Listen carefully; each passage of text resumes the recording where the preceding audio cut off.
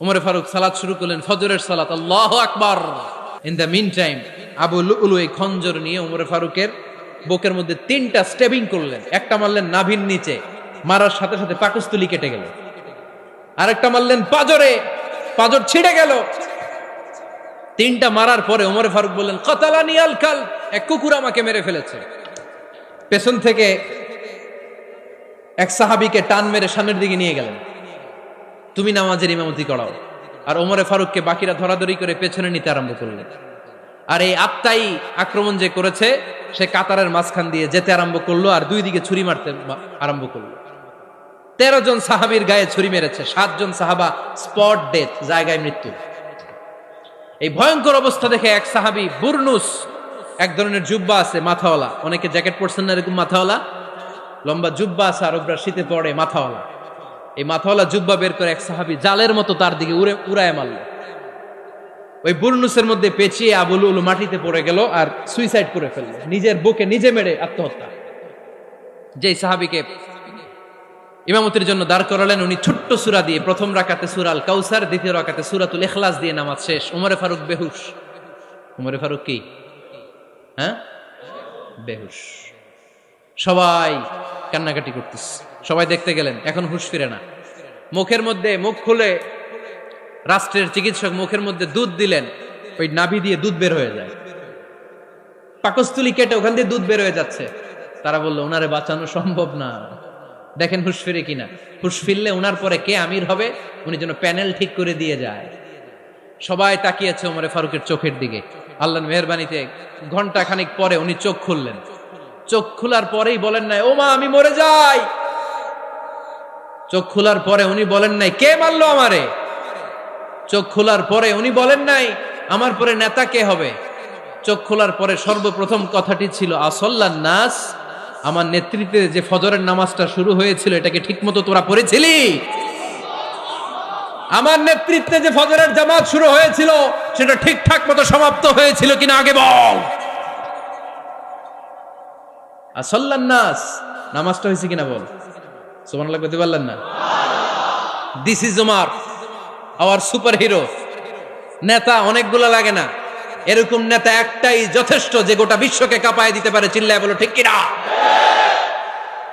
বিশ্বনবী মক্কায় বসে বসে তাহাজ্জুদের সালাত পড়ে আল্লাহর কাছে দোয়া করলেন, আল্লাহুম্মা আইজ্জাল ইসলাম বিআহাব্বির রাজুলাইনি ইলাইক। ও আল্লাহ, 2 জন লোকের নাম বলবো, 2 জনের দরকার নেই, এই 2 জনের একজনকে আপনি ইসলামের সুশীতল ছায়া তলে এনে ইসলামকে বিজয় দান করে দেন।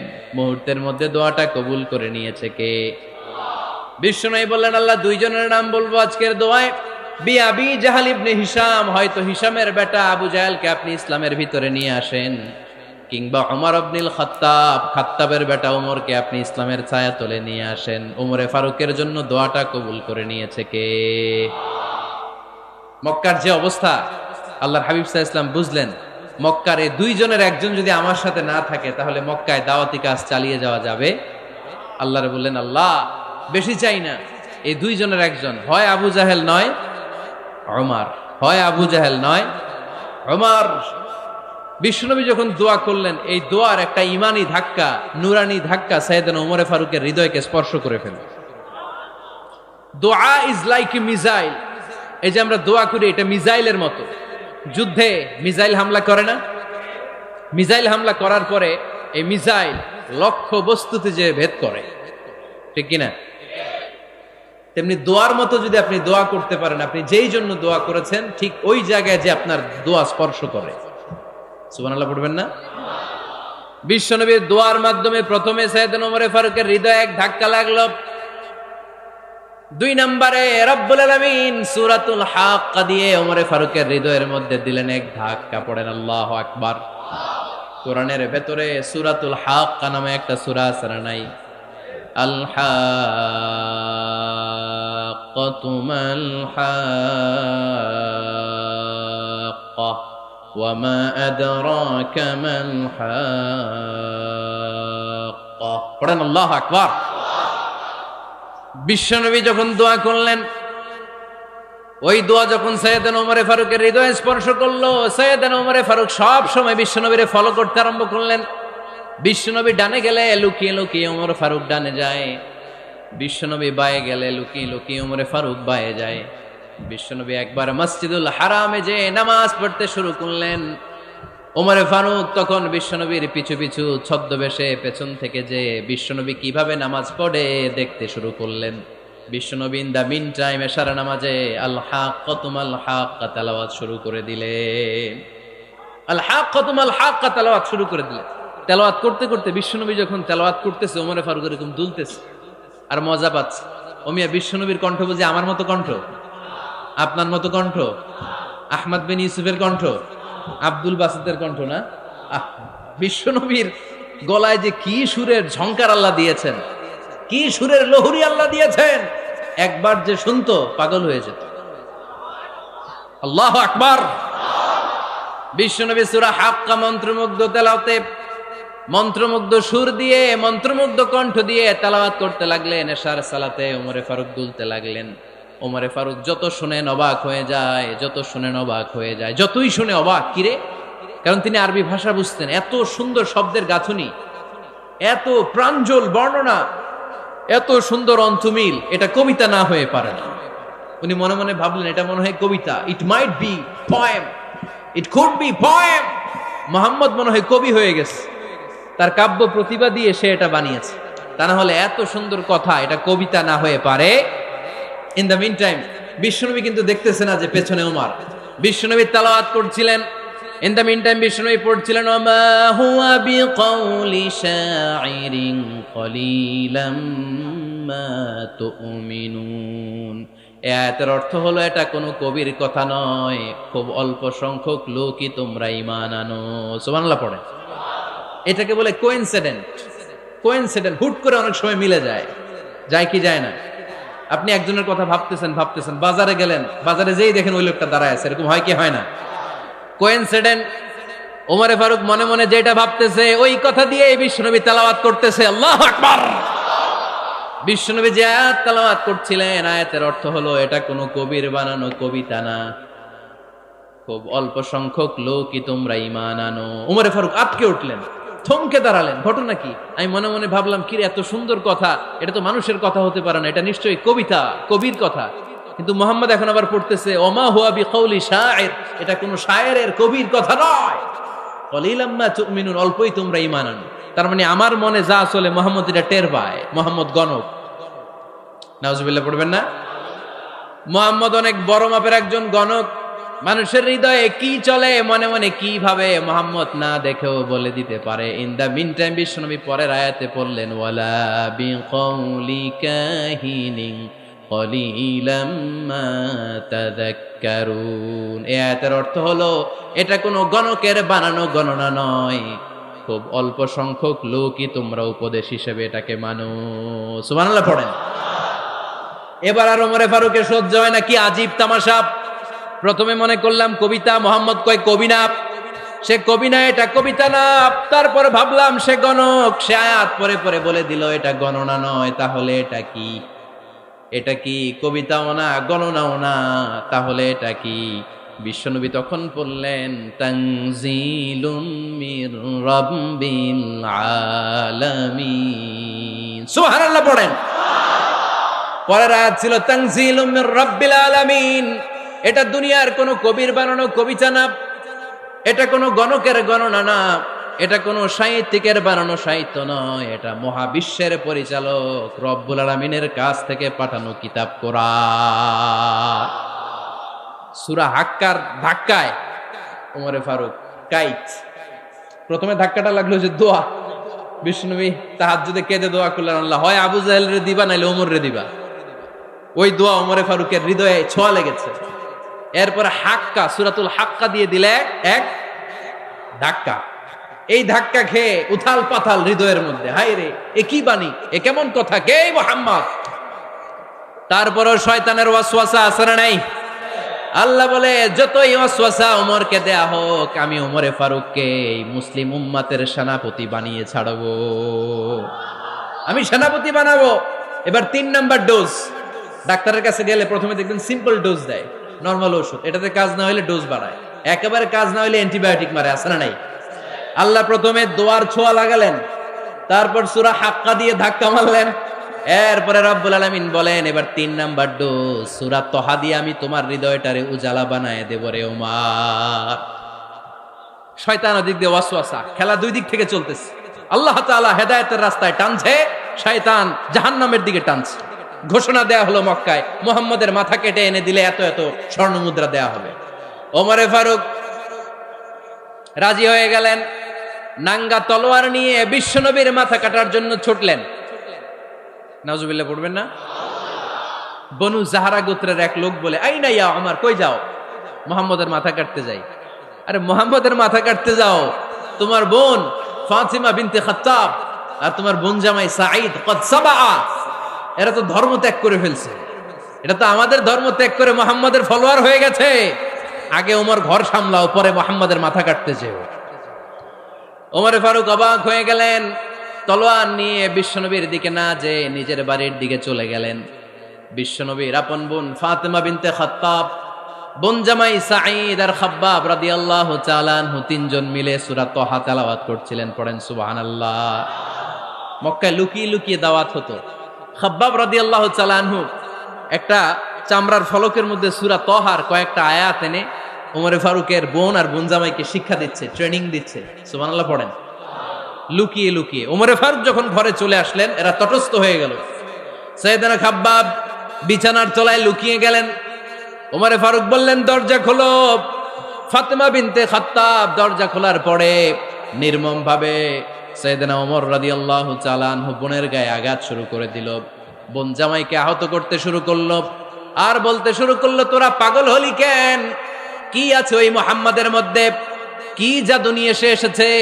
সে যাই বলে লোকজন পাগল হয়ে যায়, সবাই তার উপর কালিমা পড়ে ঈমান এনে ফেলে। কি এমন জিনিস তোদের কাছে আছে যেটা দেখে মুহাম্মদকে তোরা ভালোবাসলি? কি আছে? কি পড়তেছিলি আমারে দেখা। ফাতেমা বলে, ইন্নাকা রিজসুন লা ইয়ামাসসুহু ইল্লাল মুতাহহারুন। ও আমার ভাই ওমর, তুমি নাপাক।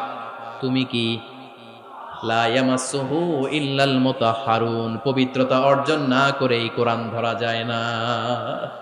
সুবহানাল্লাহ পড়েন। উমরে ফারুক গোসল করে আসলেন, কারণ ধাক্কা তো আগে কয়েকটা খাইছে। কথা বুঝেন নাই বোধহয়? প্রথমে দোয়ার ধাক্কা, পরে কোন সূরা দিয়ে ধাক্কা? হাক্কা দিয়ে ধাক্কা। ৩ নম্বরে এখন আর একটা ধাক্কা খাবে। গোসল করে আসলেন। ফাতিমা বিনতে খাত্তাব বললেন, গোসল যখন করে এসেছেন, এই নেন। উমরে ফারুক এবার চামড়ার কাপড়ের মধ্যে সূরা তহার প্রথম আয়াতের দিকে নজর করলেন। নজর করেই কোরআনের প্রেমে পড়ে গেলেন। পড়েন সুবহানাল্লাহ।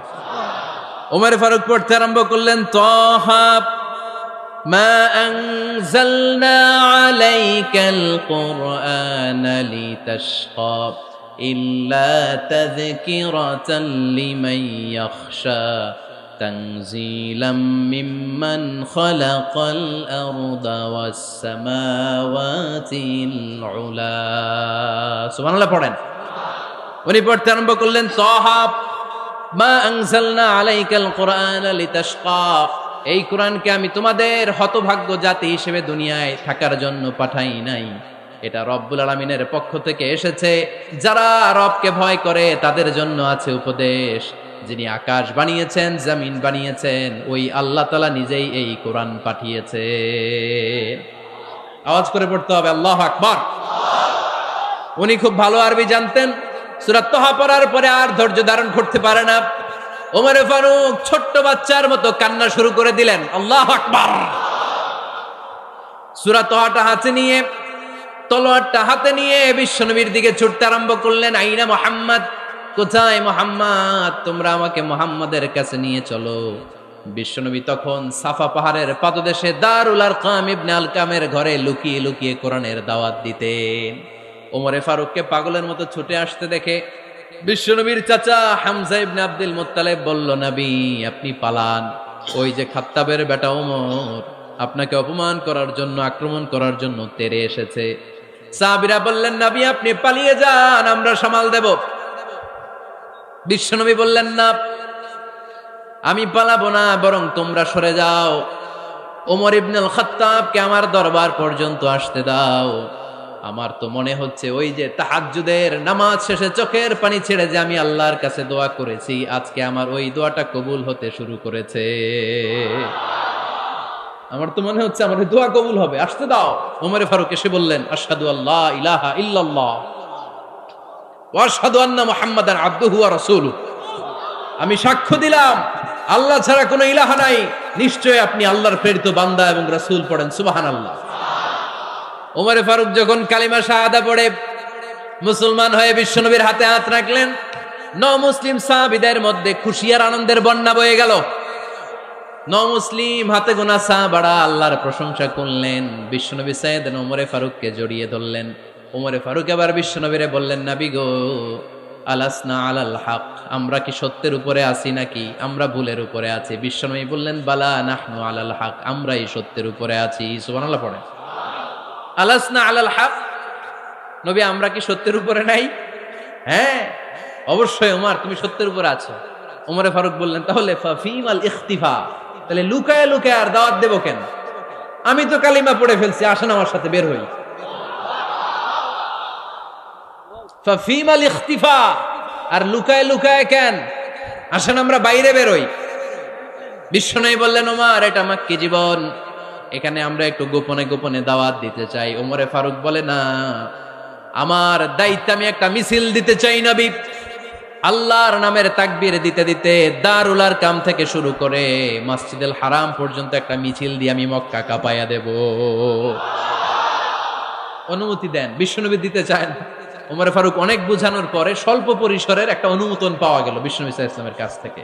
কিন্তু মিছিল যে দিবে, মিছিলের জন্য লোকের দরকার আছে না নাই? এখানে লোক নাই, আমি একাই মিছিল দিতেছি।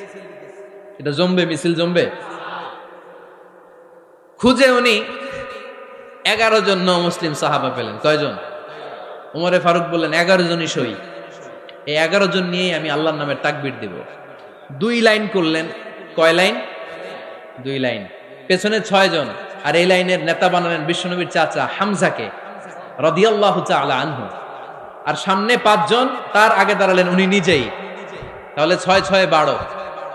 বললেন এই 2 লাইনই আমরা তাকবীর দিতে দিতে, বেশি না, এই দারুল আরকামের ঘর থেকে, আপনারা জানেন যে সাফা মারোয়া এখন যে সাই হয়, এই সাফার পাদদেশে ছিল দারুল আরকামের ঘর।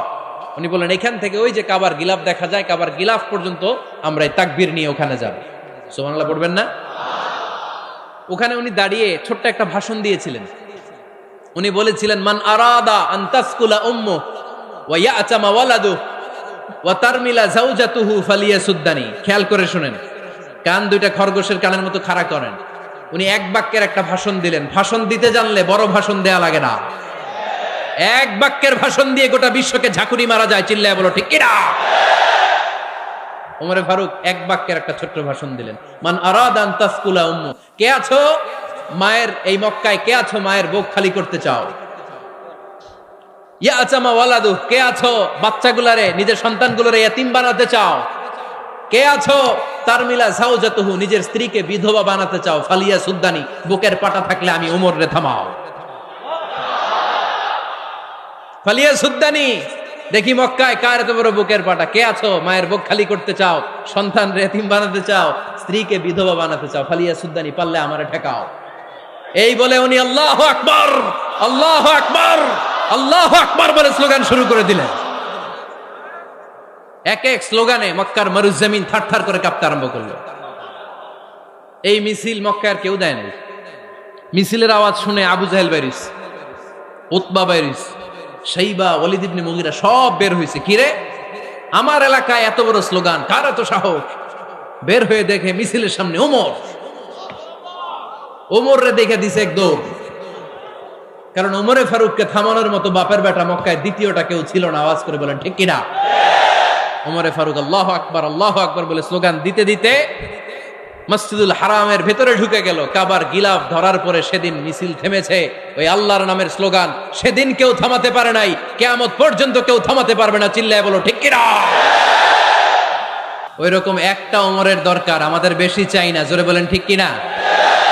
দাও খোদা দাও আমায় আবার ওমর দারাজ দিল, দাও খোদা দাও আমায় আবার ওমর দারাজ দিল, দাও আলীর মতো বীর সেনানি, আলীর মতো বীর সেনানি জাগাতে নিখিল, দাও খোদা দাও আমায় আবার ওমর দারাজ দিল। সুবহানাল্লাহ পড়েন। একটা ওমর লাগবে, চিল্লায় বলেন কয়টা? ওই ওমরের অপেক্ষায় বাংলাদেশ সহ গোটা মুসলিম উম্মাহ, ঠিক কি না? একটা ওমরই যথেষ্ট। আমাদের সেন্ট্রাল লিডারশিপ নাই তো, আমাদেরকে এদিকে লাথি মারলে আমরা ওইদিকে যাই, ওদিক থেকে গুতা মারলে আমরা এদিকে যাই। আমাদের রিপ্রেজেন্টেটিভ, আমাদের প্রতিনিধিত্ব করার মতো কোনো কেন্দ্রীয় লিডারশিপ নেতৃবৃন্দ গোটা বিশ্বে নাই, ঠিক কি না? আমরা সেই ওমরে ফারুকের অপেক্ষায়, আমরা সেই ইমাম আল মাহাদির অপেক্ষায়। এই ওমরে ফারুক আমাদের মডেল, ঠিক কি না? থার্ড ইন পজিশন এই পুরা উম্মতের মধ্যে ওনার পজিশন নাম্বার 3। 1 নাম্বার পজিশন বিশ্বনবীর, কার? 2 নাম্বার পজিশন কার? আবু বকর। 3 নাম্বার পজিশন কার? ওমরে ফারুকের। বিশ্বনবী বলতেন লা নবিয়্যা বা'দি, লা নবিয়্যা বা'দি, আমার পরে কোনো নবী নাই। ওয়ালা রাসূলা, আমার পরে কোনো রাসূলও নাই। আমার নবীর পরে আর কোনো নবী আছে? আমার নবীর পরে আর কোনো রাসূল আছে? এই যে কাদিয়ানি যে একটা সম্প্রদায় আছে, এরা কি মুসলিম নাকি অমুসলিম? মুসলিম সম্প্রদায়ের সাথে এদের কোনো সম্পর্ক নাই, চিল্লায় বলেন ঠিক কি না? এরা যদি মুসলমান হতে চায়, আমার নবী দ্য লাস্ট মেসেঞ্জার বিশ্বনবীকে খাতামুন নবী হিসেবে সংবাদ সম্মেলন করে গোটা বিশ্বকে জানায় দিতে হবে, তারপরে তাদেরকে আমরা মুসলিম হিসেবে স্বীকৃতি দিব, চিল্লায় বলেন ঠিক কি না? তা না হলে তারা কোন ধর্মের এটাকে জানায় দিতে হবে। No inferiority complex, no identity crisis. Identity ক্রাইসিসে থাকা যাবে না। আপনারা কোন ধর্মের এটা জানায় দেন। আপনারা বিশ্বনবীরও শেষ নবী মানবেন না, আবার মুসলিম বলেও নিজেদেরকে ট্যাগ লাগাতে চাইবেন। সাধারণ মুসলমানরা এটা এই ধোঁকাবাজি মানে না, চিল্লায় বলেন ঠিক কি না? আমার নবীর পরে কোনো নবী নাই, আমার রাসূলের পরে কোনো রাসূল নাই, ঠিক কি না? আল্লাহর হাবিব বলতেন লাউ কানা বা'দি নাবিয়্যুন লাকানা উমর, তবে আমার পরে যদি নবী হওয়ার যোগ্যতা কারো থাকে, আমার ওমরের ওই যোগ্যতা আছে। সুবহানাল্লাহ পড়েন। প্রভু তুমি বলেছ রাসূল দেবে না, বলনি দেবে না ওমর, বলনি দেবে না হামজা তারি, খালিদ বিজয় সম, তুমি বলেছ রাসূল দেবে না। সুবহানাল্লাহ পড়েন। এজন্য আমরা একটা ওমর চাই। কয়টা? বেশি লাগবে? নেতার মতো নেতা কয়টা লাগে? জোরে বলেন কয়টা? Enough, that's enough. ওমরে ফারুক আওয়ার সুপার হিরো। ওনার সাথে বিশ্বনবী সাল্লাল্লাহু আলাইহি ওয়াসাল্লামের মুসাহারার সম্পর্ক ছিল। ওমরে ফারুক যে বিশ্বনবীর শ্বশুর, এটা অনেকে জানেই না। ওমরে ফারুক রাদিয়াল্লাহু তাআলা আনহু বিশ্বনবীর শ্বশুর ছিলেন। এটা আজকে নতুন শুনছেন, কে কে হাত তোলেন? দেখছেন হুজুর? সঠিক বলছি না আমি? অনেকে আমরা জানি না। মাশাআল্লাহ, জানতে লজ্জা নাই, শিখতে লজ্জা নাই। লজ্জা হচ্ছে অজ্ঞতায় আর মূর্খতায়, ঠিক কি না? আমরা শিখতে রাজি আছি। যে কথা বলে আমরা তার ছাত্র। আমার আগে হুজুর কথা বলতেছিলেন, আমরা ছিলাম ছাত্র। এখন আমি কথা বলতেছি, এখন আমরা সবাই হয়ে গেছি ছাত্র, ঠিক কি না? যিনি বলেন তিনি শিক্ষক, বাকিরা আমরা ছাত্র, ঠিক কি না? 4 খলিফার 2 খলিফা, ইসলামের 4 খলিফার 2 খলিফা বিশ্বনবীর মেয়ের জামাই, আর বাকি 2 খলিফা বিশ্বনবীর শ্বশুর। সুবহানাল্লাহ পড়েন। সাইয়েদনা আলী রাদিয়াল্লাহু তাআলা আনহু, সাইয়েদনা উসমান যুন-নূরাইন বিশ্বনবীর মেয়ের জামাই। উসমান রাদিয়াল্লাহু তাআলা আনহুর কাছে বিশ্বনবী 2 মেয়েকে বিয়ে দিয়েছিলেন। একজন মারা যাওয়ার পরে আরেকজন। বিশ্বনবী বলেছেন এরপরে আরেকটা থাকলে ওইটারও বিয়ে দিতাম। সুবহানাল্লাহ পড়বেন না? 2 জন ছিল মেয়ের জামাই আর 2 জন ছিল শ্বশুর। সাইয়েদনা আবু বকর শ্বশুর, বিশ্বনবীর স্ত্রী আম্মাজান আয়েশা রাদিয়াল্লাহু তাআলা আনহার বাবা। বিশ্বনবীর স্ত্রী আম্মাজান হাফসা রাদিয়াল্লাহু তাআলা আনহার বাবা ছিল সাইয়েদনা ওমর ফারুক। চিল্লায় পড়েন আল্লাহু আকবার। জান্নাতুন পজিশন না, সাইয়্যিদু কুহুলিল জান্নাহ। জান্নাতে যত নারীরা যাবে, নারীদের সর্দারিনী হবে সাইয়্যিদাতুনা ফাতেমা রাদিয়াল্লাহু তাআলা আনহা। এই ফরিদপুরের যত ইয়াং স্টাররা, তোমরা যারা জান্নাতে যাবে, তোমাদের লিডার হবে সাইয়েদনা হাসান আর হুসাইন রাদিয়াল্লাহু তাআলা আনহুমা। আর বয়স্ক মুরব্বীরা যারা জান্নাতে ঢুকবেন, আপনাদের লিডার হবে সাইয়েদনা আবু বকর আর সাইয়েদনা ওমর ফারুক রাদিয়াল্লাহু তাআলা আনহু। সুবহানাল্লাহ পড়তে পারলেন না? ওমর ফারুক এটা সাধারণ কোনো ক্যারেক্টারিস্টিক্স নয়, ওনাকে আল্লাহ তাআলা নলেজও দিয়েছেন, আবার দিনদারিও দিয়েছেন। আমার দিনী ভাইয়েরা খেয়াল রাখবেন, কোনো আলেমের মধ্যে বা কোনো নেতার মধ্যে যদি এই দুইটার সমন্বয় আপনি পান, যে তার জ্ঞানও আছে আবার দিনদারিও আছে, he belongs the knowledge and he belongs the তাকওয়া, সে গোটা বিশ্বকে জয় করে ফেলবে। ঠিক কিনা? যার মধ্যে জ্ঞান আছে, যার মধ্যে তাকওয়া আছে, তারে কেউ থামায় রাখতে পারে? ওমরে ফারুককে এই দুই নেয়ামত দিয়ে ধন্য করেছে কে? সহিহ বুখারীর বর্ণনা, বিশ্বনবী সাহাবীদের সামনে একটা স্বপ্নের কথা বলছেন।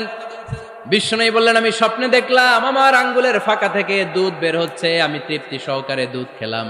খাওয়ার পরে দেখলাম আঙ্গুলের মধ্যে একটু দুধ লেগে আছে। আমার আঙ্গুলে অতিরিক্ত লেগে থাকা দুধটা আমি ওমরে ফারুকের মুখের মধ্যে লাগিয়ে দিলাম।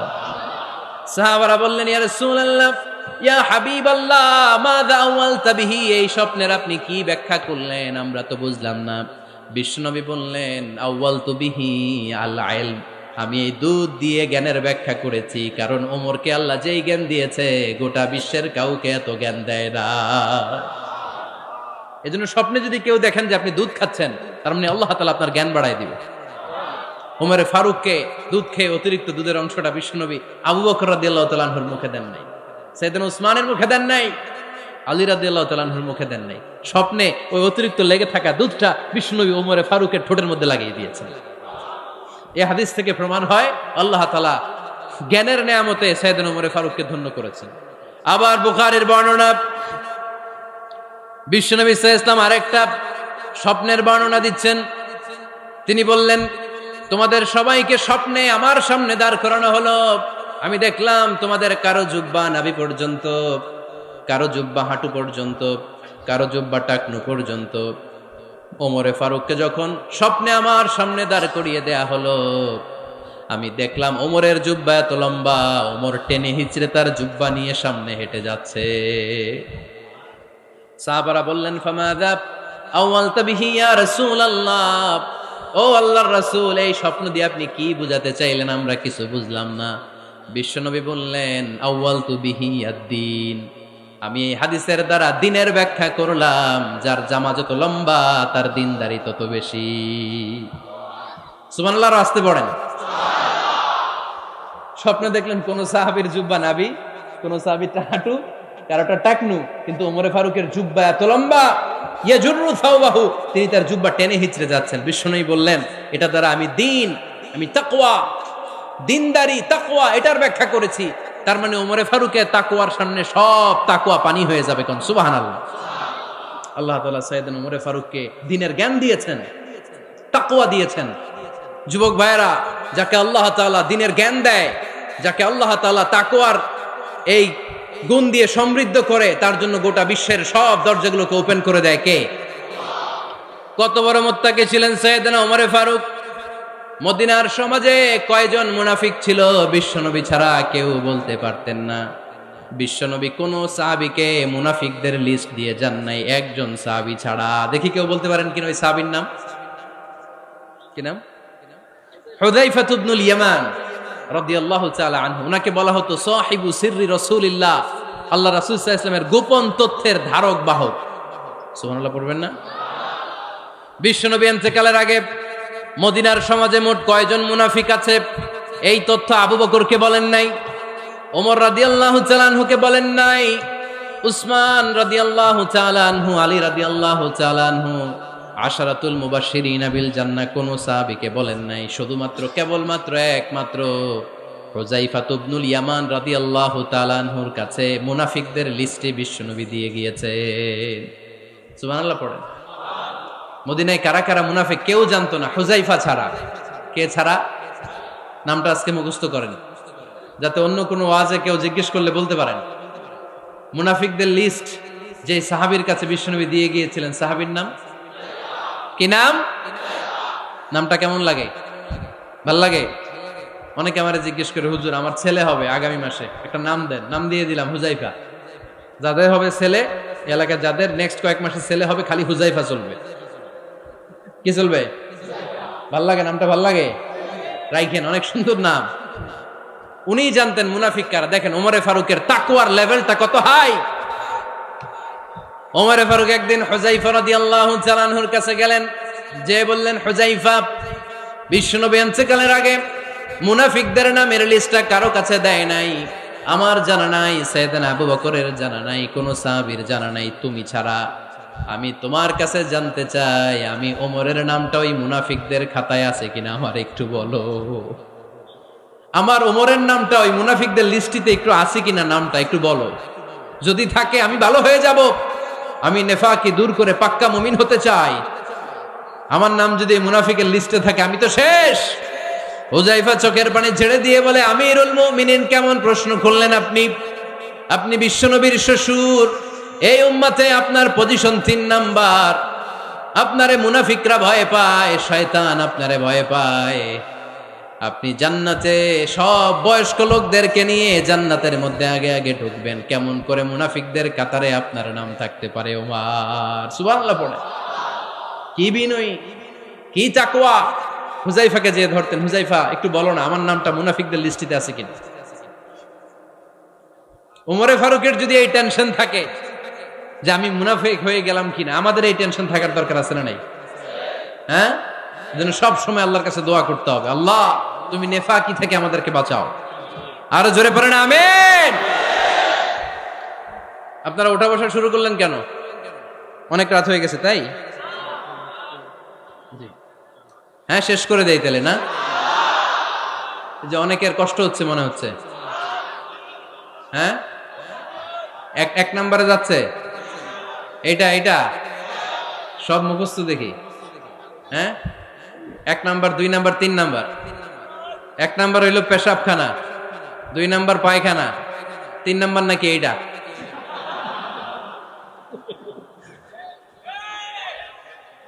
আছে না নাই?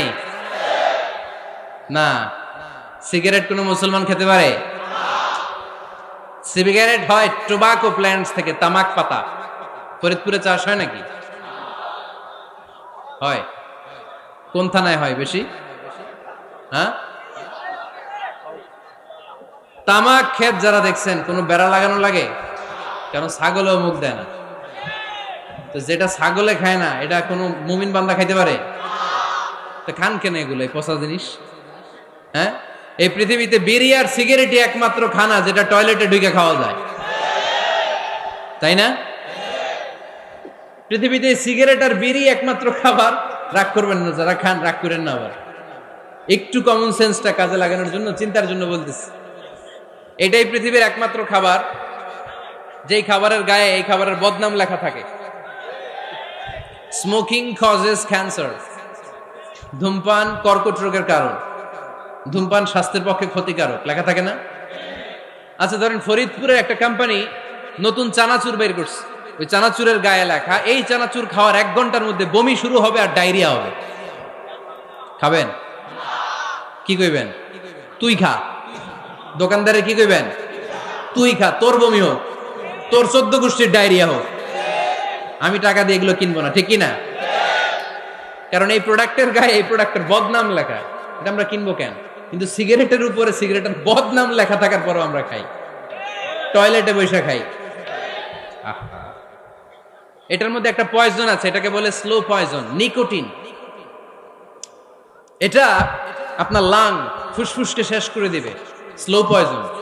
সিগারেট খাওয়া অনেকটা আত্মহত্যা শামিল। বিষ খেলে সাথে সাথে মরে, সিগারেট খেলে ধুকে ধুকে মরে। আর সিগারেট থেকে হিরোইন, গাঁজা, ফেন্সিডিল, ইয়াবা, মেরিজুয়ানার পথে মানুষ পথ বাড়ায়, পা বাড়ায়, তাই না? এগুলো খাবেন না। ওয়ালা তুলকু আইদিকুম ইলা তাহলুকা, নিজেকে স্বেচ্ছায় ধ্বংসের দিকে ঠেলে দিও না। জীবনটা অনেক সুন্দর, জীবনটা অনেক রঙিন, আল্লাহর দেয়, জীবনটাকে উপভোগ করার দরকার আছে না নাই? এই জন্য সিগারেটকে এই ফরিদপুরের প্রোগ্রাম থেকে আমরা আজকে নো বলে দিলাম। কি বলে দিব? আওয়াজ করে সবাইকে, আমরা সবাই একসাথে বলবো, সিগারেটকে কি বললাম? মনে থাকবে? মাহফিলের প্যান্ডেল থেকে বাইর হয়ে আবার ইয়েস, হ্যাঁ না, ইয়েস করা যাবে না। সিগারেটকে কি বললাম? নো। ওমরে ফারুক রাদিয়াল্লাহু তাআলা আনহু আমাদের সুপার হিরো, আমাদের সবাই বলেন আমাদের। উনি কত বড় সুপার হিরো শুনেন। উনি জুমার খুতবা দিচ্ছেন। কি দিচ্ছেন? মসজিদে নববীতে খুতবার মাঝখানে হঠাৎ বললেন, ইয়া সারিয়াতাল জাবাল, ইয়া সারিয়াত ইবনে জানিমিল জাবাল। এই কথা বলেই আবার খুতবা দিতে শুরু করলেন। উনার এই ইয়া সারিয়াত ইবনে জানিমিল জাবালের সাথে আগের কথারও কোনো মিল নাই, পরের কথারও কোনো মিল নাই। জুমার নামাজের পর মুসল্লি সাহাবারা ধরলেন, বললেন, ইয়া আমিরাল মুমিনিন। খুতবার মাঝখানে হঠাৎ করে ইয়া সারিয়াত ইবনে জালিমিল জাবাল বলে আপনি চিৎকার করলেন কেন? আপনার এই বাক্যের সাথে আপনার খুতবার আগের বাক্যের কোনো মিল নাই, আপনার খুতবার পরের বাক্যেরও কোনো মিল নাই। এই কথা আপনি কারে বললেন? কারে উদ্দেশ্য করে বললেন? এই কথার তাৎপর্য কি আমাদেরকে বুঝিয়ে বলেন। ওমরে ফারুক বললেন, আমি যখন খুতবা দিচ্ছি আমি দেখতে পেলাম ওই যে কয়েক মাস আগে আমি আমার মুসলিম সেনাবাহিনী পারস্যে আক্রমণের জন্য পাঠিয়েছি, বর্তমান ইরানের ওই বিশাল এলাকাতে পারস্যে আমি আমার ব্যাটালিয়ন পাঠিয়েছি। আমি হঠাৎ করে দেখতে পেলাম আমার মুসলিম বাহিনীর সেনাপতি যুদ্ধের এক পর্যায়ে তার ডানে আছে উপত্যকা, বায়ে আছে পাহাড়, সে পাহাড়ি রাস্তা ছেড়ে দিয়ে উপত্যকার দিকে যেতে শুরু করেছে। আমি দেখতে পেলাম আমার মুসলিম বাহিনী যদি উপত্যকার দিকে ছুটে বেড়ায়, কাফির মুশরিকরা আমার মুসলিম বাহিনীকে কচুকাটা করে ফেলবে। তাই আমি এখান থেকে তাদেরকে কমান্ড দিয়ে বলেছি, ইয়া সারিয়াতাল জাবাল, উপত্যকার দিকে নয় পাহাড়ের দিকে যাও, তাহলেই তোমাদের বিজয় নিশ্চিত হয়ে যাবে। উপত্যকার দিকে যেও না, ইলাল জাবাল, ইলা সারিয়াতিল জাবাল, পাহাড়ের দিকে ছোট। সাহাবারা অবাক, ঘটনা কি? উনি বসে আছেন মদিনায় মসজিদে নববীর মিম্বারে দাঁড়িয়ে, উনি যদি ইয়া সারিয়াতাল জাবাল বলে এটা কি ইরানে যাবে নাকি? ও মিয়া, তখনকার সময়ে বর্তমানের মতো মোবাইল ছিল নাকি? ইন্টারনেট ছিল নাকি? কিছু ছিল? খালি মুখে আমি যদি বলি ইয়া সারিয়াতাল জাবাল, এটা ইরানে যাবে? ইন্ডিয়ায় যাবে? ঢাকায় তো যাবে না, ফরিদপুর শহরেই তো বসবে না, ঠিক কিনা? কিন্তু এটা আমিরুল মুমিনিন বিশ্বাসী সাহাবারা বিশ্বাস করে নিল। কিছু মুনাফিক ছিল, এরা কয় না ঝামেলাস, এটা তো সম্ভব না। এক কাজ করি, এই সেনাপতি যখন বিজয়ী বেশে মদিনায় ফিরে আসবে আর আমরা ধরব। এরা দিন গুনতে লাগলো, এই সেনাপতি মুসলিম বাহিনী নিয়ে পারস্য জয় করে কবে ফিরে আসবে। এই মুনাফিকের দলগুলো কখনো সেনাবাহিনীকে অভ্যর্থনা জানাতে যেত না, কিন্তু এইবার সবার আগে মদিনার উপকণ্ঠে যে সেনাপতিদেরকে অভ্যর্থনা জানানোর জন্য ফুল নিয়ে রেডি। ফুল নিয়ে দাঁড়ায় সেনাপতি ঢুকার সাথে সাথে ধরছে, এই সেনাপতি কোত্থেকে আসছে? কয় পারস্য জয় করে আসছে। কয় এমন এমন দিন, জুমার দিন দুপুর বেলা যুদ্ধের মাঝখানে আমিরুল মুমিনিনের কণ্ঠের কোন কথাবার্তা শুনছো নাকি? সেনাপতি অবাক, কয় তোমরা জানলা কেমনে? শুনছি তো। সুবহানাল্লাহ পড়বেন না? আমরা যুদ্ধে একটা ভয়ঙ্কর অবস্থার মধ্যে ছিলাম, পেছন থেকে শত্রুরা আমাদেরকে আক্রমণ করতে শুরু করে দিল। ডানে যাব না বায়ে যাব, সামনে যাব নাকি পেছনে যাব, রাস্তা খুঁজে পাচ্ছি না।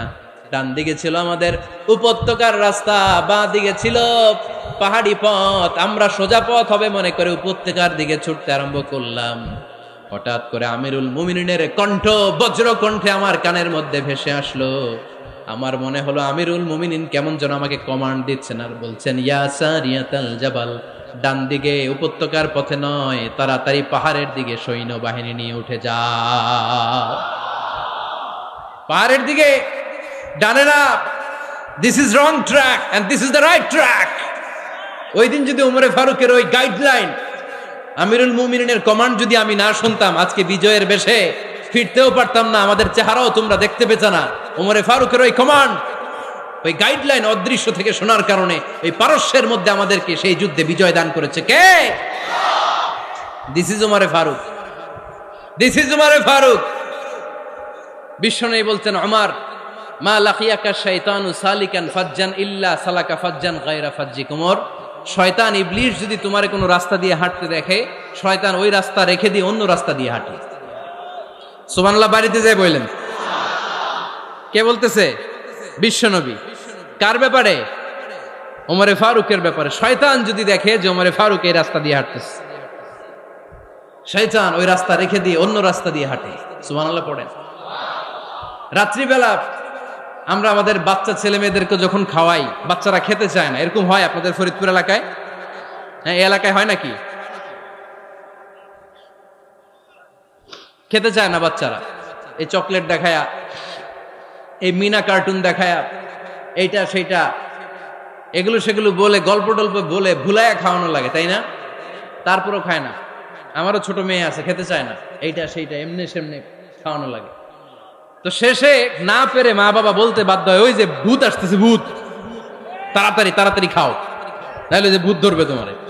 ওই যে বাঘ আসতেছে, বাঘ, তাড়াতাড়ি খাইলে নাহলে বাঘে কামড়াবে। বলি না আমরা? আপনারা কি বলেন? ভূত। আর কি বলেন? হ্যাঁ হ্যাঁ, আচ্ছা, এক এক জায়গায় এক একটা আমরা বলি, ভূত আসবে, বাঘ খাবে, ভাল্লুক খাবে, তাড়াতাড়ি খাও। মদিনাতে যখন ওমরে ফারুক আমিরুল মুমিনিন, মদিনার মায়েরাও বাচ্চাদেরকে খাওয়াতে পারতো না, ছোট্ট মেয়েদেরকে খাওয়াতে পারতো না, খাওয়া নিয়ে যন্ত্রণা করতো। বাচ্চারা যখন মদিনায় খেতে চাইতো না রাত্রি বেলায়, মদিনার মায়েরা বলতো তাড়াতাড়ি খাও, হা হুয়া ইয়াতি উমর, হা হুয়া ইয়াতি উমর, তাড়াতাড়ি খা, নাইলে ওই যে ওমর আসতেছে, Omar. This is our super hero সাইয়েদনা উমর ফারুক রাদিয়াল্লাহু তাআলা। শুধু শয়তানি ভয় পেত না, মুনাফিকরাও ভয় পাইতো, জমের মতো ভয়। শুধু তাই না, আমাদের আম্মাজান বিষ্ণু ইসা ইসলামের স্ত্রীরাও ওমর ফারুককে ভয় পেতেন। সুবহানাল্লাহ কইবেন না? মাঝে মাঝে বিষ্ণু ইসা ইসলামের সাথে আম্মাজান আয়েশার ঝগড়া হতো, হতো না? আপনাদের ফ্যামিলিতে ঝগড়া হয়? হয় না? হয় না? কার কার দেখি? ওরে আল্লাহ, অনেক আল্লাহর ওলি আছে তো এই জায়গায়। ঝগড়া হয় না? কি কথা কয়, ঝগড়া হয় না বলে? বিশ্বনবীর ফ্যামিলিতে ঝগড়া হয়, আপনার ফ্যামিলিতে হয় না? মিষ্টি ঝগড়া। আর ও বিয়েই করে নাই।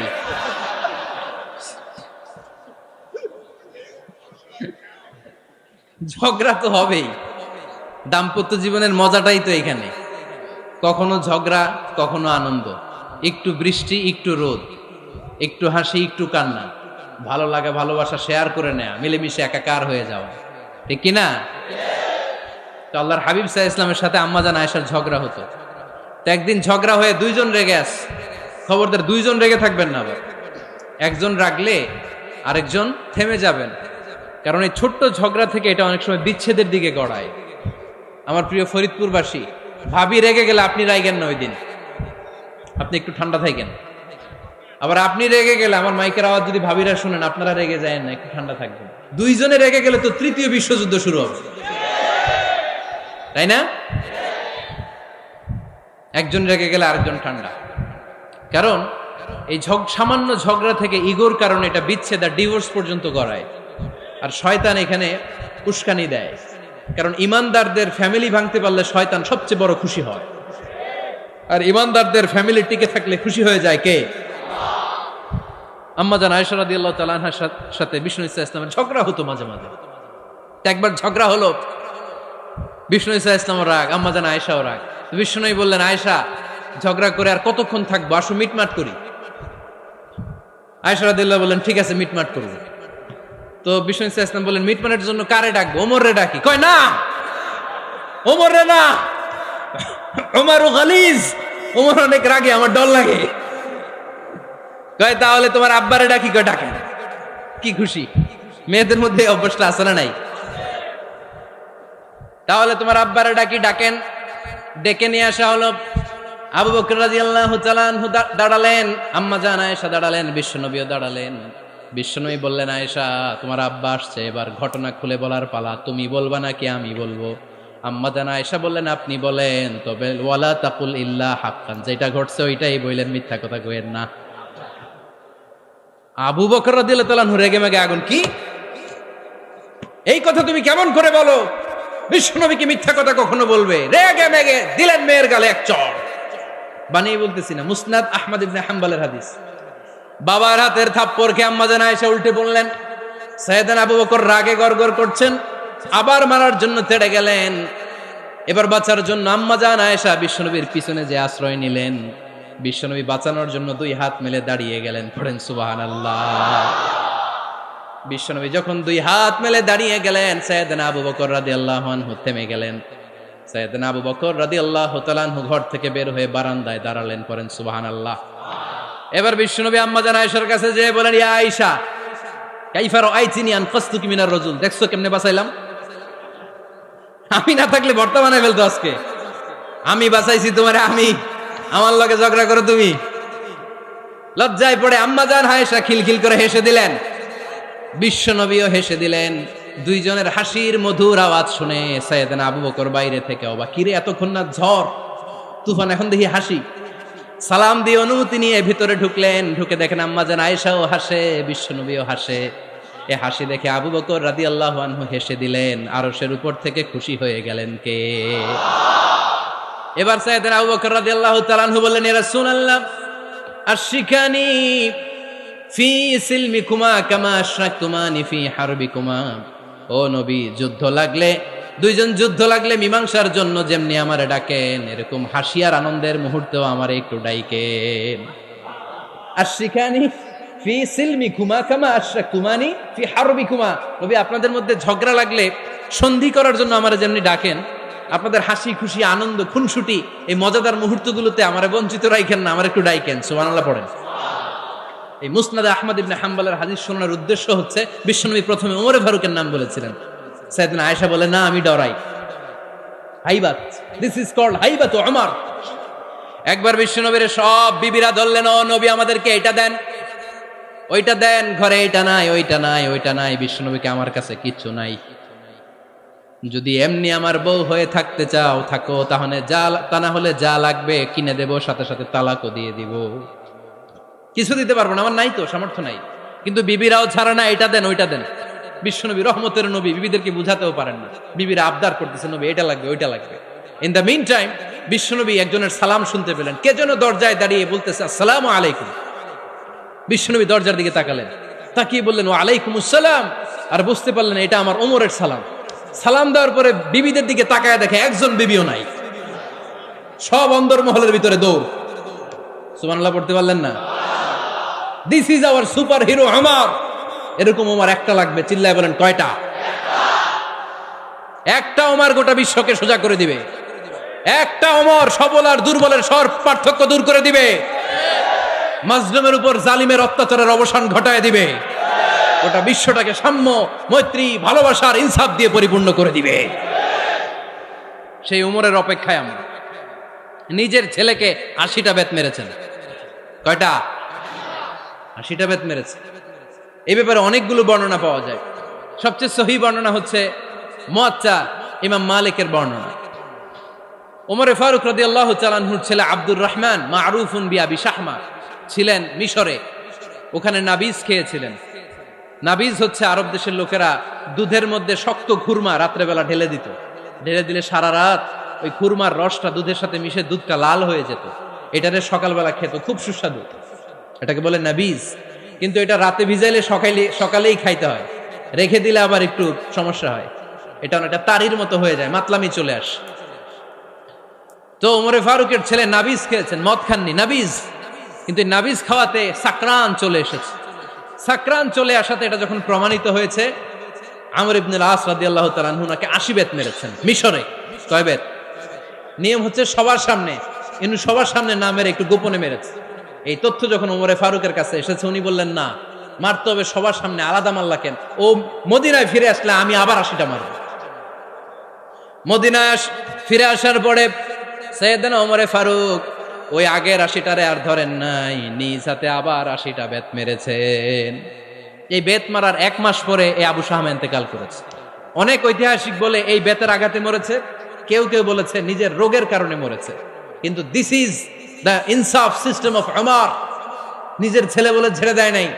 এখন নিজের ছেলে হইলে 7 খুন মাফ, নেতার ছেলে হইলে 10 খুন মাফ, এলাকার মোড়লের ছেলে হইলে 10 খুন মাফ। নো পার্সিয়ালিটি ইন ইসলাম।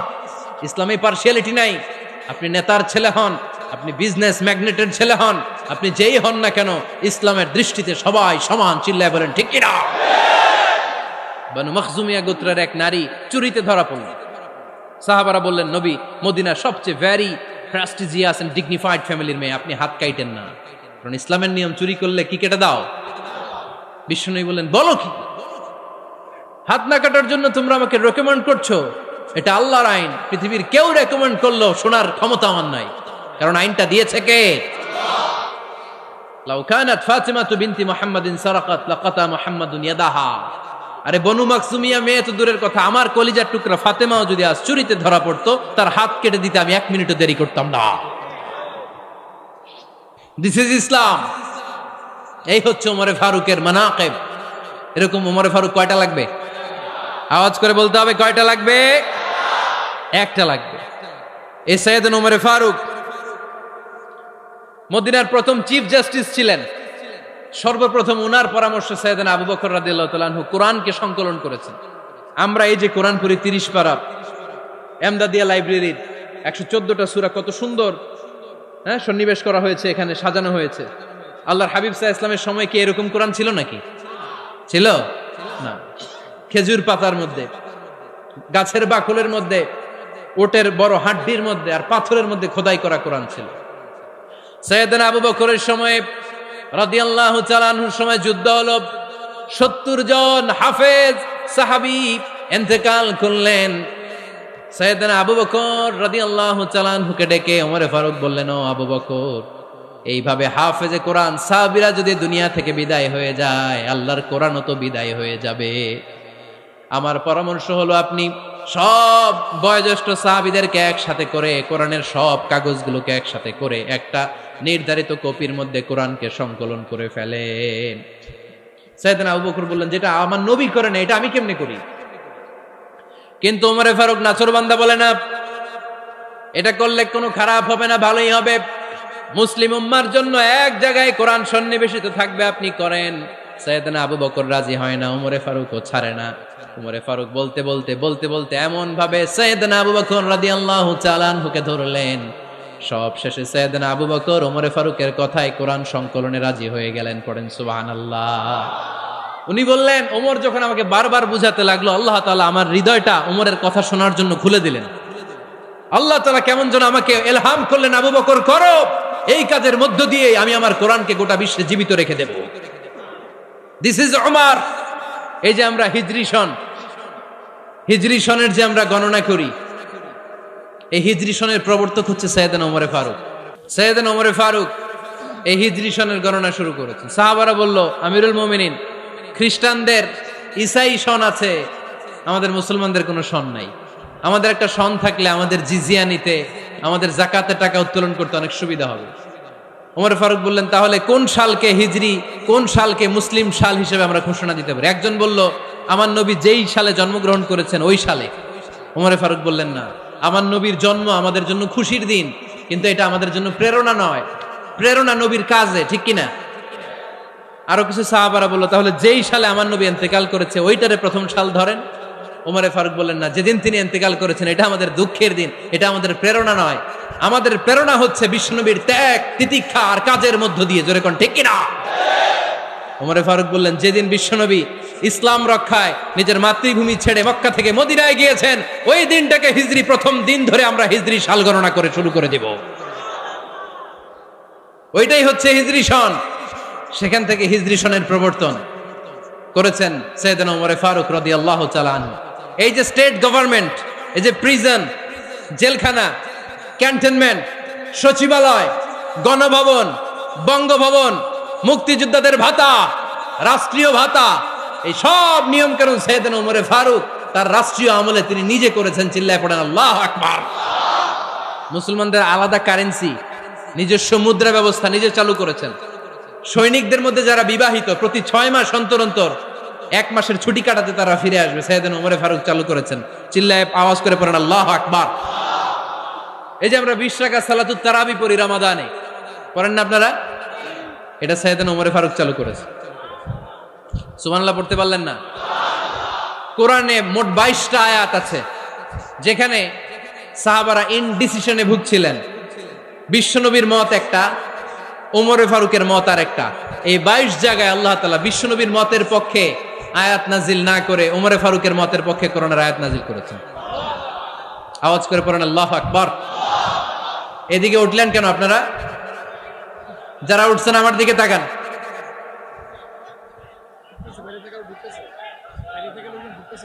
কিছু ভিতরে ঢুকতেছে, কিছু বাইরেতেছে না?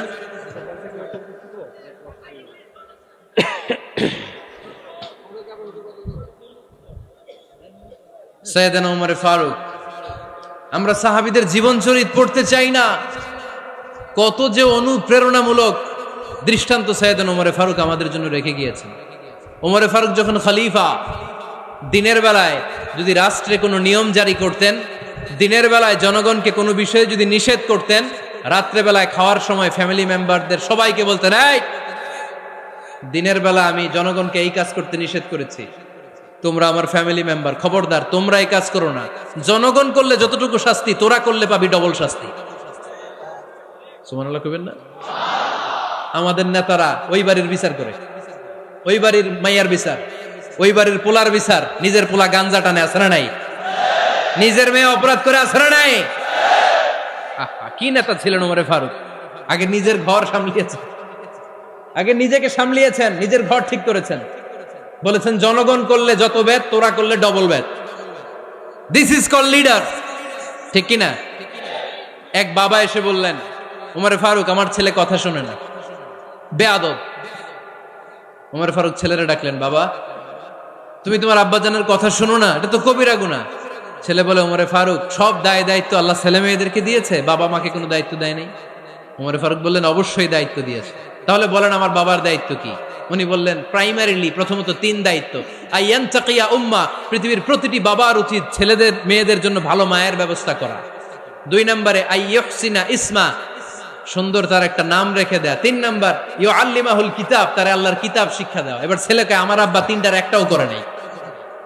এবার ওমর ফারুক রেগে গেলেন, বাবার কাঁধে ধরলেন, বললেন তুই ছেলের জন্য বিচার নিয়ে আসলি, তোর 3টা দায়িত্বের একটাও তুই পালন করিস নাই। ছেলে বলে, আমিরুল মুমিনিন, আমার মা নর্তকী, আমার মা মাজুসি, আমার মায়ের মধ্যে কোনো আদব কাদব নাই, সুন্দরী দেখে আমার মা রে বাবা বিয়ে করছে, আমার মায়ের কাছ থেকে জীবনে কিছু শিখি নাই।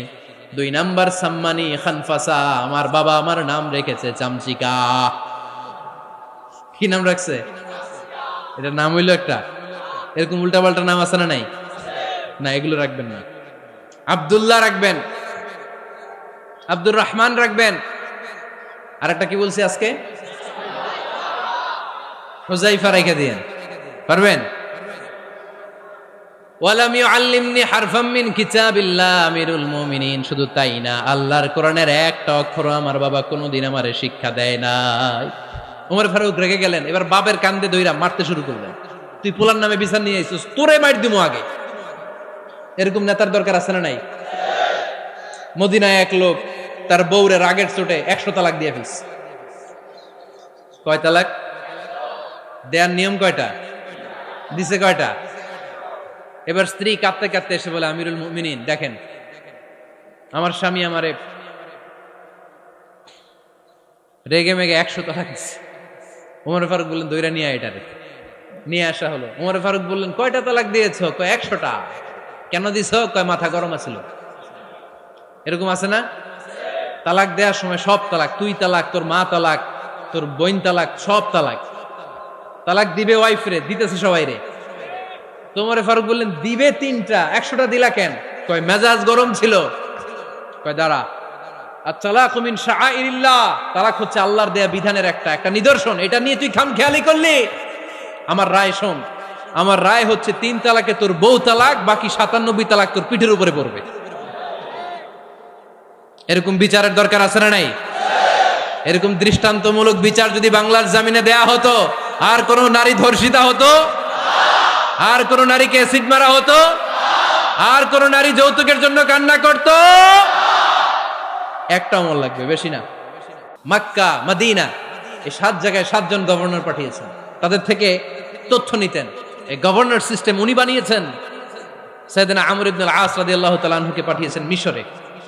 মিশরে একটা দৌড় প্রতিযোগিতা হতো। মিশরি বলে, আমার মাল্লা কেন? তুমি খেলায় পারো না, আমারে মাল্লা কেন? কয় আনা ইবনুল আকরামিন, আমি গভর্নরের পোলা। আমি যা বলবো এটাই হবে, আমার উপরে কথা নাই।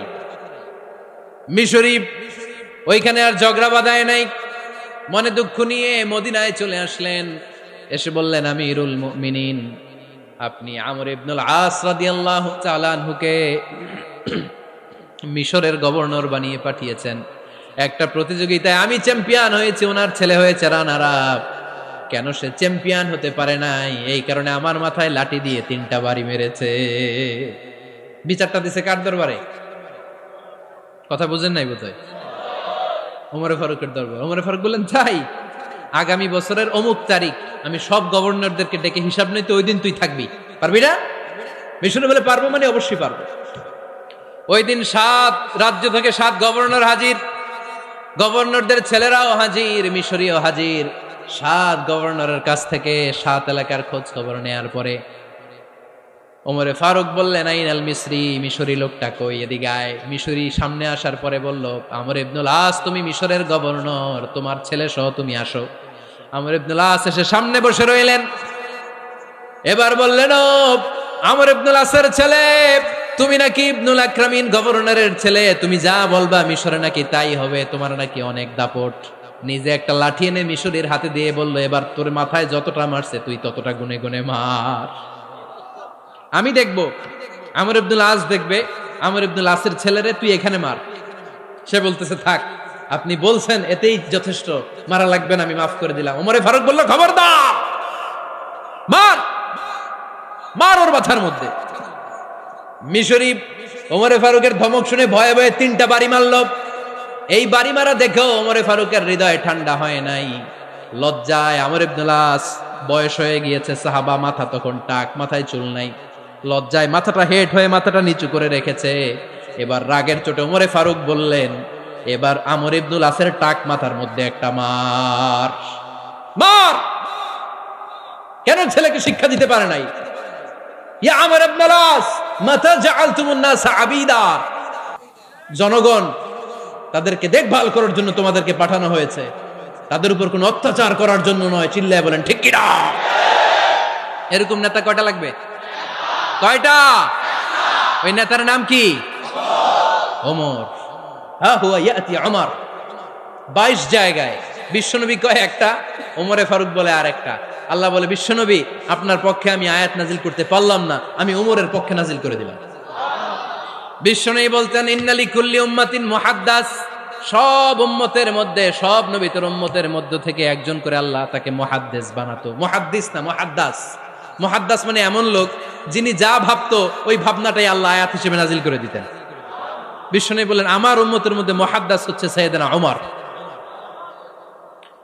মদিনার সবচেয়ে বড় মুনাফিকের নাম আব্দুল্লাহ ইবনে উবাই ইবনে সালুল, সব মুনাফিকদের সরদার, কিন্তু এই মুনাফিকের ছেলেটা হলো পাক্কা ইমানদার। এই ছেলের নাম হলো আব্দুল্লাহ। আওয়াজ করে বলেন, ছেলের নাম কি?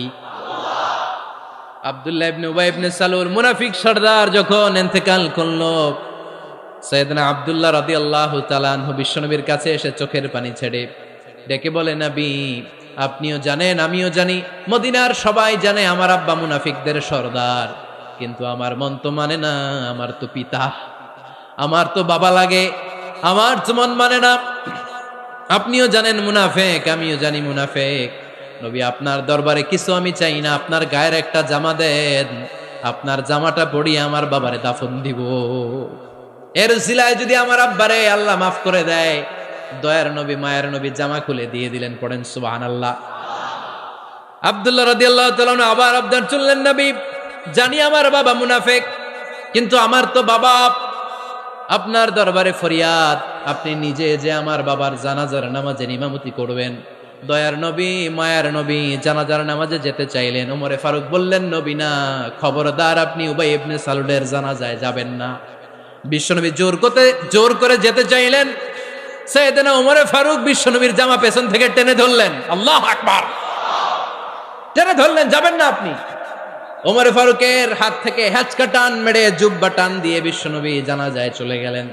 রব্বুল আলামিন আয়াত নাজিল করলেন, ইস্তাগফির লাহুম আও লা তাস্তাগফির লাহুম ওয়া ইন তাস্তাগফির লাহুম 70 মাররাতান ফালান ইয়াগফিরাল্লাহু লাহুম। নবী গো, একবার নয়, দুইবার নয়, 70 বারও যদি এই মুনাফিকের জন্য আপনি ক্ষমা চান, তার জন্য ক্ষমা নাই, তার জন্য আছে জাহান্নাম।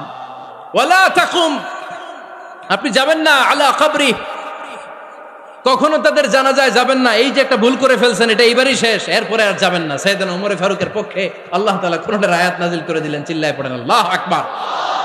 এভাবে 22টা জায়গায় ওমর ফারুক যা বলেছে এটা নিয়ে একটা আলাদা আলোচনা হইতে হবে, আলাদা একটা আলোচনা লাগবে যে 22টা আয়াতে আল্লাহ তাআলা বিশ্বনবীর পক্ষে কোরআনের আয়াত নাজিল না করে সাইয়েদনা ওমর ফারুকের পক্ষে আয়াত নাজিল করেছেন, চিল্লায় পড়েন সুবহানাল্লাহ। ওই ওমর ফারুককে আমাদের মডেল বানানোর দরকার আছে না নাই? ওই ওমর ফারুকের জীবনী আমাদের ছেলে মেয়েদেরকে পড়ানোর দরকার আছে না নাই? আমাদের ভবিষ্যৎ প্রজন্ম এগুলো জানে না। ওরা সালমান খান দেখে বড় হয়, ওরা শাহরুখ খান দেখে বড় হয়, ওরা ঋত্বিক রোশনকে দেখে বড় হয়, ওরা মনে করে যে এরাই বড় সুপার হিরো। আমাদের যে কত বড় সুপার হিরো আছে এরা জানেই না। নতুন প্রজন্মের কর্ণকহুরে সাইয়েদনা ওমর ফারুকের ইতিহাস পৌঁছে দেওয়ার দরকার আছে না নাই? ওমর ফারুকের ইন্তেকালের ঘটনাটা বলেই আমরা মোনাজাতের দিকে যাব। শুনবেন? শুনতে চান? উনি স্বপ্নে দেখলেন একটা লাল মোরগ ওনাকে 3টা ঠোকর মেরেছে। কয়টা? উনি জুমার নামাজে, জিলহজ মাসের শেষ সপ্তাহে জুমার নামাজে বললেন যে একটা লাল মোরগ 3টা ঠোকর মেরেছে। মুগীরা ইবনে শুবা রাদিয়াল্লাহু তাআলা আনহুর দাস আবু লুলু আল মাজুসি, এই লোকটা খঞ্জর বানাতে পারত। মুগীরা রাদিয়াল্লাহু তাআলা আনহুর দাস। মুগীরা প্রতিদিন 4 দিরহাম করে চার্জ করত, যেহেতু দাস। সে এসে বিচার দিল, আমিরুল মুমিনিন, মুগীরা আমার থেকে বেশি টাকা চায়, জুলুম করে। ওমর ফারুক বললেন, তাই? তুমি কি কাজ জানো? বলে, আমি খঞ্জর বানাতে জানি। বাড়ি কই? পারস্য। আরে তুমি খঞ্জর বানাতে জানলে তো 4 দিরহাম অনেক কম, সে তো আরো বেশি টাকা নেওয়া দরকার ছিল তোমার থেকে। আবু লুলুর এই কথা পছন্দ হয় নাই। সে কয়, ওমর তুমি সবারে দয়া দেখাও আর আমার ক্ষেত্রে কঠিন নিয়ম বানাইলা, দাঁড়াও এই নিয়ম তোমারে আমি দেখাবো। এই রাগে সে বাড়িতে যে একটা খঞ্জর বানালো। কি বানালো? খঞ্জর চিনেন? ছোট্ট ছুরি। কিছুদিন আগে ওমানের সুলতান কাবুস ইন্তেকাল করেছে, জানেন আপনারা? ওনার এই কোমরের মধ্যে খঞ্জর থাকতো, ছবিতে দেখছেন? আরব শায়েখ যারা সুলতান আমির, কোমরে কি থাকে? ছোরা থাকে, খঞ্জর। সে বাসায় যে একটা খঞ্জর বানালো, যেই খঞ্জরের 2 মাথা, লাহু রাসান ওয়া মাকবাদাতুহু ফি ওয়াসাতি, আর ধরার হ্যান্ডেলটা মাঝখানে, এদিকেও ছুরি এদিকেও ছুরি, যাতে এইভাবে এইভাবে মারা যায়। সে ধার দিতে লাগলো আর বলল, ওমর দাঁড়াও তোমারে আমি দেখাবো। ওমর ফারুক মসজিদে নববীর ইমাম, ফজরের নামাজের সময় এ আবু লুলু আল মাজুসি বুরনুস পরে, চাদর পরে, লুকিয়ে লুকিয়ে, সে অগ্নি উপাসক, মুমিন নয়। ওমর ফারুককে অ্যাটাক করার জন্য গেলেন মসজিদে নববীতে। ওয়াকানু ইউসাল্লুনা বিগালাস, তখন ওনারা অন্ধকারে নামাজ পড়তেন। নামাজের সময় যখন হলো, লুকিয়ে লুকিয়ে প্রথম কাতারে ওমর ফারুকের পিছনে মুয়াজ্জিনের পাশেই দাঁড়ালো, হাতে খঞ্জর। একামত হলো, ওমর ফারুক সালাত শুরু করলেন, ফজরের সালাত, আল্লাহু আকবার। নামাজ শুরু করলেন, সূরা ফাতিহা বললেন। আরেকটা সূরা যখন পড়তে যাবেন, in the mean time Abu Lulu এই খঞ্জর নিয়ে ওমর ফারুকের বুকের মধ্যে 3টা স্টেবিং করলেন। একটা মারলেন নাভির নিচে, মারার সাথে সাথে পাকস্থলী কেটে গেল। আরেকটা মারলেন পাজরে, পাজর ছিঁড়ে গেল। 3টা মারার পরে ওমর ফারুক বললেন, কাতালানি আল কালব, এক কুকুর আমাকে মেরে ফেলেছে। পেছন থেকে এক সাহাবীকে টান মেরে সামনের দিকে নিয়ে গেলেন, তুমি নামাজের ইমামতি করাও। আর ওমর ফারুককে বাকিরা ধরাধরি করে পেছনে নিতে আরম্ভ করলেন। আর এই আত্মাই আক্রমণ যে করেছে, সে কাতারের মাঝখান দিয়ে যেতে আরম্ভ করলো আর 2 দিকে ছুরি মারতে আরম্ভ করলো। 13 জন সাহাবীর গায়ে ছুরি মেরেছে, 7 জন সাহাবা স্পট ডেথ, জায়গায় মৃত্যু। এই ভয়ঙ্কর অবস্থা দেখে এক সাহাবী বুরনুস, এক ধরনের জুব্বা আছে মাথাওয়ালা, অনেকে জ্যাকেট পরছেন না এরকম মাথাওয়ালা, লম্বা জুব্বা আছে, আরবরা শীতে পরে মাথাওয়ালা। এই মাথাওয়ালা জুব্বা বের করে এক সাহাবী জালের মতো তার দিকে উড়ায় মারল। ওই বুরনুসের মধ্যে পেঁচিয়ে আবু লুলু মাটিতে পড়ে গেল আর সুইসাইড করে ফেলল, নিজের বুকে নিজে মেরে আত্মহত্যা। যেই সাহাবীকে ইমামতির জন্য দাঁড় করালেন, উনি ছোট্ট সূরা দিয়ে, প্রথম রাকাতে সূরা আল কাউসার, দ্বিতীয় রাকাতে সূরাতুল ইখলাস দিয়ে নামাজ শেষ। ওমর ফারুক বেহুশ। ওমর ফারুক কি? হ্যাঁ, বেহুশ। সবাই কান্নাকাটি করতেছে, সবাই দেখতে গেলেন, এখন হুঁশ ফিরে না। মুখের মধ্যে, মুখ খুলে রাষ্ট্রের চিকিৎসক মুখের মধ্যে দুধ দিলেন, ওই নাভি দিয়ে দুধ বের হয়ে যায়। পাকস্থলী কেটে ওখান দিয়ে দুধ বের হয়ে যাচ্ছে। তারা বললো ওনারে বাঁচানো সম্ভব না, দেখেন হুঁশ ফিরে কিনা। হুঁশ ফিরলে ওনার পরে কে আমির হবে, উনি যেন প্যানেল ঠিক করে দিয়ে যায়। সবাই তাকিয়েছে ওমরে ফারুকের চোখের দিকে। আল্লাহর মেহেরবানিতে ঘন্টা খানিক পরে উনি চোখ খুললেন। চোখ খোলার পরেই বলেন নাই, ও মা আমি মরে যাই। চোখ খোলার পরে উনি বলেন নাই, কে মারলো আমারে। চোখ খোলার পরে উনি বলেন নাই, আমার পরে নেতা কে হবে। চোখ খোলার পরে সর্বপ্রথম কথাটি ছিল, আসল্লান নাস, আমার নেতৃত্বে যে ফজরের নামাজটা শুরু হয়েছিল এটাকে ঠিকমতো তোরা পড়েছিলি? আমার নেতৃত্বে যে ফজরের জামাত শুরু হয়েছিল সেটা ঠিকঠাক মতো সমাপ্ত হয়েছিল কিনা আগে বল। আসল্লান নাস, নামাজটা হয়েছে কিনা বল। সুবহানাল্লাহ কইতে পারলেন না? This is Omar, hour super hero. নেতা অনেকগুলো লাগে না, এরকম নেতা একটাই যথেষ্ট যে গোটা বিশ্বকে কাঁপায় দিতে পারে। চিল্লায় বলো ঠিক কিনা। আমরা চাই আমাদের ছেলেগুলো ওমরে ফারুকের মতো বড় হোক। আমরা চাই আমাদের ছেলে মেয়েগুলো খাব্বাব, খুবাইব, সাইয়েদনা আলী, উসমান, আবু বকর রাদিয়াল্লাহু তাআলা আনহুর অনুসরণে বড় হোক, ঠিক কিনা। আমরা একটা ওমর চাই যিনি আমাদেরকে সালাতের শিক্ষা দিয়ে গিয়েছেন, ইন্তেকালের আগে বলেছেন সাল্লান নাস। এজন্য আমরা যেন নামাজ কখনো নষ্ট না করি। আল্লাহর জমিনে দিন বাস্তবায়ন আসাদ্দুহুম ফি আমরিল্লাহি ওমর রাদিয়াল্লাহু তাআলা আনহুর মতো এত কঠোর কেউ ছিলেন না। তাই দিন বাস্তবায়নে আমরা যেন কাউরে ছাড় না দেই। সবার আগে আল্লাহর দিন, সবার আগে আল্লাহর কোরআন, সবার আগে আমার ইসলাম, ঠিক কিনা। চাইলেই কেউ এদেশ থেকে ইসলামরে মিটাই দিতে পারবে না। যে দেশে আল্লাহু আকবার ধ্বনির সাথে সাথে সূর্য উঠে যায়, আল্লাহু আকবার ধ্বনির সাথে সাথে সূর্য ডুবে যায়, সে দেশে আর কিছু থাকবে না থাক আমার ইসলাম থাকবেই, আর কিছু থাকবে না থাক আমার কোরআন থাকবেই। সে ইসলামের সাথে থাকতে রাজি আছেন তো? কোরআনের সাথে থাকতে রাজি আছেন তো?